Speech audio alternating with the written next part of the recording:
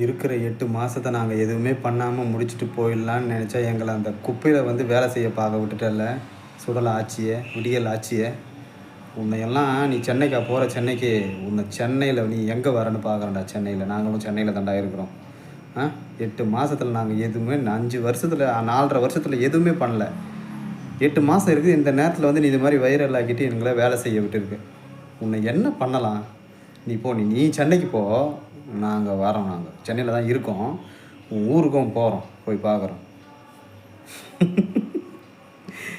யார் ஆட்சி நடத்துறதுன்னு தெரியாமல் எதுக்கு நீ வைரல் ஆகணும்? நீ விடு. நீ ஏதோ யதார்த்தமாக போட்ட வீடியோ அது. அப்பா உடம்பு சரியில்லையா?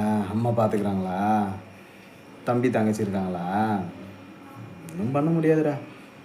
ஒன்றுமே பண்ண முடியாது. ஒரு 4 கம்பிக்கு பெயிண்ட் அடிச்சுட்டு விடுவானுங்க. அதோடு விட்டுக்க. ஒரு மாதம் கழிச்சு போயிட்டு நீ எதுவும் பண்ணாத. இதுக்கப்புறம் நீ மேற்கொண்டு வேலை வாய்ப்பெல்லாம் உருவாக்கிட்டோமே. ஏன் உனக்கு வேலை கிடைக்கல? என்னடா இது, பிஎட் முடிச்சிருக்கியா? வேலை வாய்ப்பெல்லாம் உருவாக்கிட்டோமே. டெய்லி போஸ்ட்டில் பார்க்கறதில்லையா நீ? எவ்வளோ வேலை வாய்ப்பு தெரியுமா தமிழ்நாட்டில்?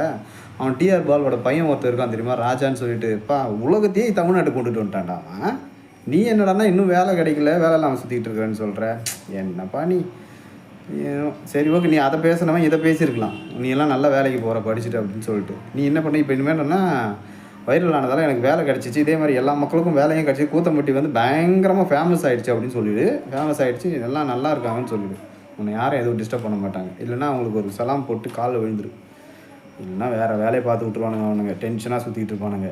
அவனுங்களுக்கு மக்களுக்கு வேலை செய்யறதுனாவே பிடிக்காதுடா. அவனுங்க இப்போ பேட்ச் ஒர்க் தான் லாஸ்ட் 5 வருஷமாக டச்சப் ஒர்க் பார்த்தானுங்க. இப்போ பேட்ச் ஒர்க் பார்த்துட்டு இருக்கானுங்க. ஒன்றும் சொல்கிறதுக்கு இல்லை. பார்த்துக்க, நல்லா இருந்துக்கப்பா, பத்திரமா இருந்துக்கப்பா, சேஃபாக இருந்துக்கப்பா. இருந்துக்குங்க மக்களே.